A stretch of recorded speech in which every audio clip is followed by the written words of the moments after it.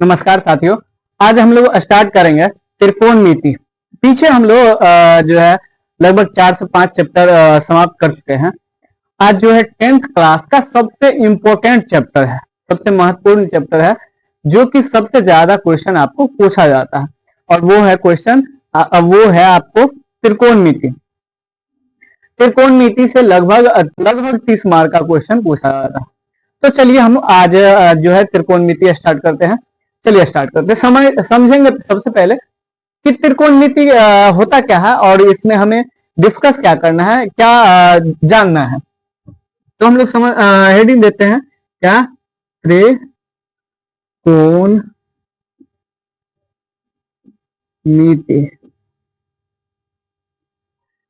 त्रिकोणमिति इसको इंग्लिश में बोलते हैं ट्रिगोनोमेट्री।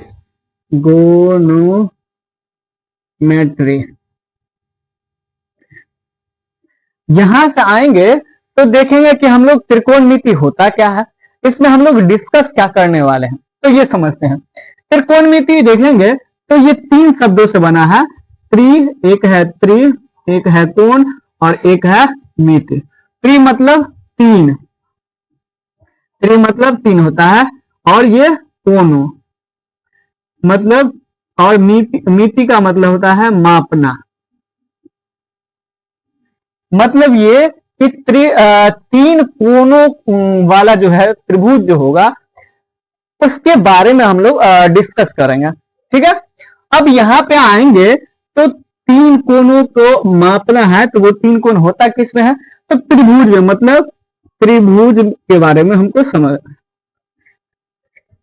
अब त्रिभुज में आएंगे तो बहुत सारा त्रिभुज है, लेकिन हमें किस चीज के बारे में जानना है, तो त्रिभुज में हम लोग जो है समकोण त्रिभुज के बारे में जानेंगे। समकोण त्रिभुज के बारे में। समकोण त्रिभुज में क्या होता है, समकोण त्रिभुज जिसमें एक कोण क्या होना चाहिए, 90 डिग्री होना चाहिए। एक कोण क्या होना चाहिए, 90 डिग्री। जैसे यहां पे आइएगा तो एक त्रिभुज हम लोग बनाते हैं। ये जो है ये कोण क्या होना चाहिए, आपको 90 डिग्री होना चाहिए। तो इसको हम लोग बोलेंगे त्रिभुज। क्या बोलेंगे, त्रिभुज। चलिए इसको हम लोग नाम दे देते हैं, जैसे ए बी सी। तो यहां से देखिएगा तो ये हो गया त्रिभुज। इसमें किस त्रिभुज के बारे में हमको जानना है, तो समकोण त्रिभुज के बारे में। समकोण त्रिभुज में क्या होता है कि एक एंगल जो है, एक कोण जो होता है क्या होता है, 90 डिग्री होना चाहिए। उसको हम लोग बोलेंगे समकोण त्रिभुज।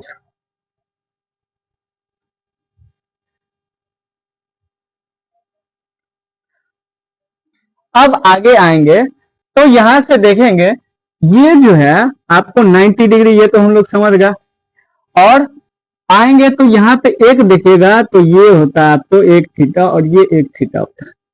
थीटा 1 हो गया और थीटा 2 हो गया। ठीक है, इसको हम लोग बोलते हैं, जैसे एक समकोण ये हो गया समकोण 90 डिग्री, और उसके अलावा मतलब इस समकोण का जो है अगर ये 90 डिग्री होता है तो ये दोनों भी जोड़ के ऐड करके क्या होना चाहिए, 90 डिग्री होना चाहिए। अगर अब देखिए यहाँ पे अगर ये हुआ तो थीटा, यहां से देखेगा थीटा 1 प्लस थीटा 2 कितना हो जाएगा, आपको 90 डिग्री हो जाएगा। और अगर थीटा 1 और थीटा 2 90 डिग्री हो जाता है, इसका मतलब ये क्या हो जाएगा, आपका पूरक हो जाएगा। क्या हो जाएगा, पूरक। तो यहां समझिएगा, तो यहां समझिए कि थीटा 1 और थीटा अगर इस दोनों को मिला के 90 डिग्री हो जाता है, मतलब पूरक हो जाता है। और जब ये पूरक हो जाएगा, 90 डिग्री हो जाएगा, तो ये इसका पूरक हो जाएगा और ये इसका पूरक हो जाएगा। मतलब ये कि थीटा 1 पूरक हो जाएगा किसका, थीटा 2 का। क्या हो जाएगा, पूरक हो जाएगा। तो यहां से हम लोग समझ गए कि ये एंगल जो है अगर 90 डिग्री होता है तो त्रिभुज में हम लोग समझते हैं कि तीनों कोणों का योग जो है A B C equal to 180 degree होता है। तो अगर मान लीजिए कि 90 डिग्री हुआ ये, तो ये दोनों मिलकर क्या होना चाहिए, क्या होना चाहिए, तो 90 डिग्री होना चाहिए दोनों मिलके। और ये दोनों जो है θ1 θ2 क्या हो जाएगा आपको, θ1 θ2 क्या हो जाएगा, θ1 और θ2 क्या कहलाएगा, न्यून कोण। क्या होगा, न्यून कोण। ये न्यून कोण क्या होता है, तो न्यून कोण जो होता है आपको, न्यून कोण ये 0 डिग्री से लेके, 0 से लेके कितना होगा, तो 90 से छोटा होना चाहिए। कितना होना चाहिए, 90 से छोटा होना चाहिए। मतलब समझिए 90 89 डिग्री, या समझिए ये समझ आ जाए तो ऐसे लिखे तो क्या होना चाहिए आपको, 0 से लेके 90 डिग्री तक होना चाहिए, इस दोनों के बीच में होना चाहिए। मतलब 90 डिग्री से छोटा होना चाहिए। क्या होना चाहिए, 90 डिग्री से छोटा होना चाहिए। तो उस कोण को हम लोग बोलेंगे न्यून कोण। तो यहां समझ गया कि त्रिकोणमिति में पढ़ना क्या है और किस त्रिभुज के बारे में पढ़ना है हमें। मतलब 3 कोण जब ये हुआ तब त्रिभुज हो गया। क्या हो गया, त्रिभुज हो गया। और त्रिभुज तो बहुत सारा है, लेकिन किस त्रिभुज के बारे में हम लोग को जानना है, तो वो जानना है समकोण त्रिभुज के बारे में। अब ये समकोण त्रिभुज क्या होता है, समकोण त्रिभुज में एक कोण जो है, एक जो है बीच वाला कोण जो है क्या होना चाहिए, 90 डिग्री होना चाहिए। क्या होना चाहिए, 90 डिग्री। और 90 डिग्री ये बीच वाले कोण के अलावा ये ए और सी, इस दोनों को मिलाकर क्या होना चाहिए, 90 डिग्री होना चाहिए। अब ये दोनों 90 डिग्री हो जाएगा मिला के। मान लीजिए θ1 और θ2 अगर 90 डिग्री हो जाता है दोनों प्लस करके, इसका मतलब ये होता है कि ये एक दूसरे का क्या हो गया, पूरक। पूरक का मतलब 90, मतलब a plus B equal to 90 होगा। तो a और b मतलब a b का पूरक होगा और b a का पूरक होगा।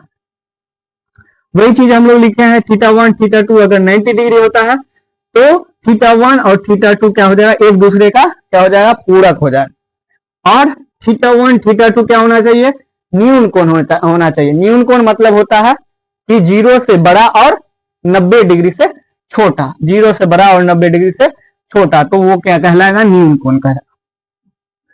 अब यहां आएंगे तो समझते हैं कि ये जो 90 डिग्री का एंगल होता है, इसके सामने वाला भुजा को हम लोग बोलते हैं कर्ण। क्या बोलते हैं, जैसे ये ए सी क्या होगा, ए सी क्या हो जाएगा, मान लीजिए यहाँ पे ए सी क्या हो जाएगा, कर्ण। ये फिक्स होता है, ये कोई चेंज नहीं होता है। लेकिन अब यहां पे देखेंगे ए सी क्या हो गया, कर्ण हो गया। कर्ण जिसको हम लोग एच से डिनोट करते हैं, ये फिक्स है, ये कभी भी चेंज नहीं हो सकता है।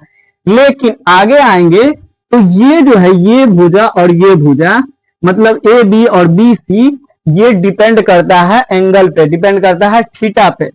अगर मान लीजिए हम θ1 लेते हैं, क्या θ1 लेते हैं, तो ये θ1 के लिए ये हो जाएगा लंब। लंब मतलब जिसको हम लोग P से डिनोट करते हैं। और θ1 के लिए मतलब θ1 के लिए क्या हो जाएगा आपको, BC लंब हो जाएगा, लंब। और AB क्या हो जाएगा, आधार। A और B हो जाएगा आधार। अब ये समझ गया, ये तो θ1 के लिए है। अगर θ2 के लिए होगा तब क्या होगा, मान लीजिए θ2 के लिए, θ2 के लिए, θ2 के लिए तो ये इसके सामने वाला एंगल क्या होता है, सामने वाला एंगल क्या हो जाएगा, लंब हो जाएगा, लंब। तो इसमें क्या हो जाएगा आपको लंब, ए बी क्या हो जाएगा आपका लंब, ए बी लंब हो गया। और बचा क्या, ये बी सी, तो बी सी θ2 के लिए क्या हो जाएगा, आधार। बी सी क्या हो जाएगा, आधार। लंब को हम P से डिनोट करते हैं और आधार को B से डिनोट करते हैं और कर्ण को H से डिनोट करते हैं। किससे, H से। तो यहां से हम लोग इस त्रिभुज में समझ गए कि इस त्रिभुज में कर्ण तो फिक्स होता है, AC फिक्स होगा कर्ण, चाहे थीटा 1 के लिए लीजिए या थीटा 2 के लिए लीजिए, इसमें कोई डिफरेंस नहीं होता, चेंज नहीं होता। लेकिन लंब और आधार चेंज होता है। अगर थीटा 1 लिए तो थीटा के सामने वाला क्या होगा, एंगल, थीटा का सामने वाला भुजा क्या हो जाएगा, लंब। अगर थीटा 1 लेते हैं तो ये लंब हो जाएगा, और थीटा 1 के लिए आधार क्या हो जाएगा, ये आधार हो जाएगा थीटा 1 के लिए। तो वही चीज लिखे हुआ थीटा 1 के लिए बी सी क्या हो गया, लंब, और ए बी क्या हो गया, आधार। लेकिन अगर थीटा 2 के लिए, मतलब एंगल सी के लिए क्या यूज होगा, तो थीटा 2 के लिए क्या हो जाएगा, ए बी क्या हो गया आपका लंब, और बी सी क्या हो गया, आधार। तो ये चीज हम लोग जान गए कि इसमें लंब क्या होता है, कर्ण। इसमें बहुत स्टूडेंट कंफ्यूज होता है कि लंब ये होगा, ये कर्ण होगा, ये आधार होगा। तो इसमें कंफ्यूज नहीं होना, कर्ण तो फिक्स है कि ए सी कर्ण होगा ही होगा, इसमें कोई बदलाव नहीं होगा। लेकिन अगर ये थीटा लेते हैं तो लंब सामने वाला, थीटा के सामने वाला भुजा क्या होता है, लंब हो जाता है।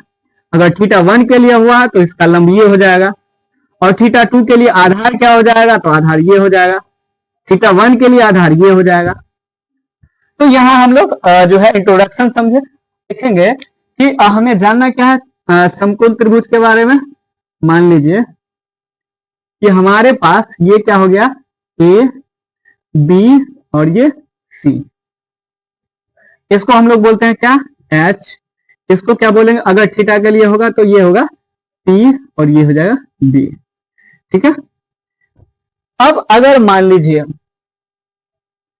कि हर एक त्रिभुज में देखेंगे, कोई भी त्रिभुज हो, हर एक त्रिभुज में एक चीज कॉमन होता है, और वो है क्या, पाइथागोरस परिमेय। चलिए उसको देखते हैं।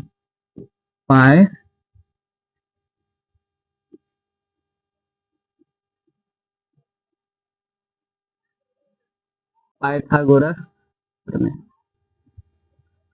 पाइथागोरस प्रमेय में क्या होता है कि मान लीजिए हमारे पास दो भुजा दिया हुआ है, ठीक है, और तीसरा भुजा निकालना हो। मान लीजिए ये भुजा दिया हुआ है, क्या, 3, और ये भुजा दिया हुआ है 4। ये भुजा निकालना हो तब कैसे निकालेंगे, तो हम लोग पाइथागोरस प्रमेय का यूज करते हैं। ये फॉर्मूला होता क्या है, तो ये होता है आपको कर्ण स्क्वायर, कर्ण का स्क्वायर बराबर लंब स्क्वायर प्लस आधार स्क्वायर। मतलब कि अगर कोई एक कोण निकालना हो, दो कोण दिया हुआ, दो भुजा दिया हुआ है, और तीसरा भुजा निकालना हो, तो उस तीसरे भुजा निकालने के लिए दो भुजा को जो है स्क्वायर करके और प्लस कर देंगे, तो वो हमारा तीसरा भुजा निकल जाए। वैसे ही कर्ण को हम लोग डिनोट करते हैं क्या, एच। तो एच का स्क्वायर हो गया बराबर लंब क्या होता है, पी का स्क्वायर, और प्लस बी का स्क्वायर। तो इस फॉर्मूला से हम लोग क्या करते हैं कि अगर दो कोई भुजा दिया हो, तीसरा भुजा निकालना हो तो निकाल सकते हैं। इसको हम लोग शॉर्ट में ऐसे लिख सकते हैं। अगर एच निकालना हो तो एच निकालने के लिए हम लोग क्या करते हैं, एच निकालने के लिए क्या करते हैं, P square plus B square, और यहां देखिए ये स्क्वायर इधर जाएगा तो क्या हो जाएगा, रूट में हो जाएगा, तो इसको हम लोग अंडर में लगा सकते हैं। इसी को हम लोग लिख सकते हैं क्या, अंडर रूट लंब स्क्वायर प्लस आधार स्क्वायर। तो ये लिख सकते, ये तो हमारे पास एच निकालना हो।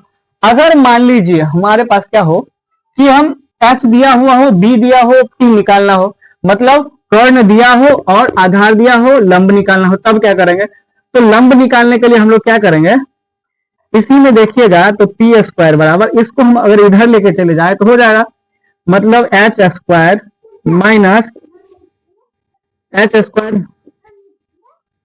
एच स्क्वायर माइनस ये हो जाएगा बी स्क्वायर।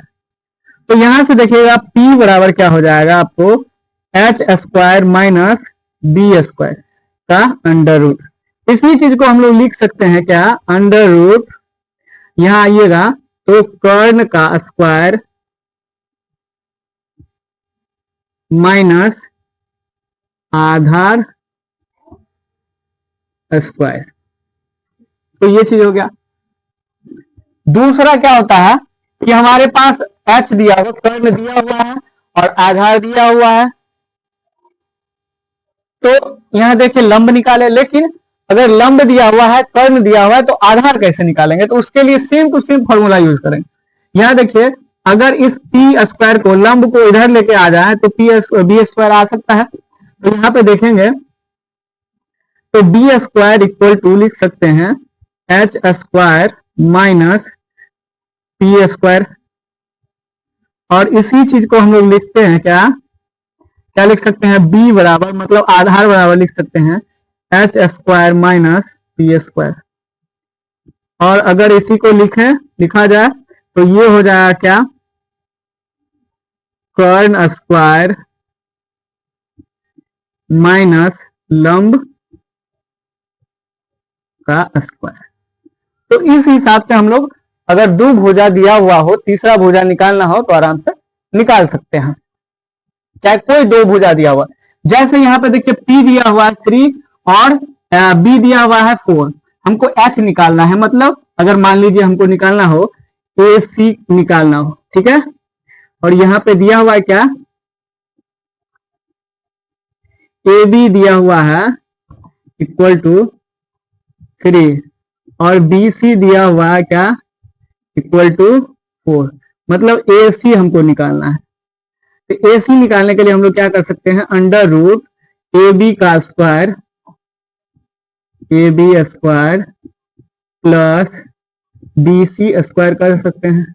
यहां पे आएंगे तो AB का स्क्वायर कितना है? AB 3 का स्क्वायर प्लस 4 का स्क्वायर। तो यहां से देखेंगे तो ये हो जाएगा AB 3 का स्क्वायर 9 और प्लस 16, तो अंडर रूट में 25।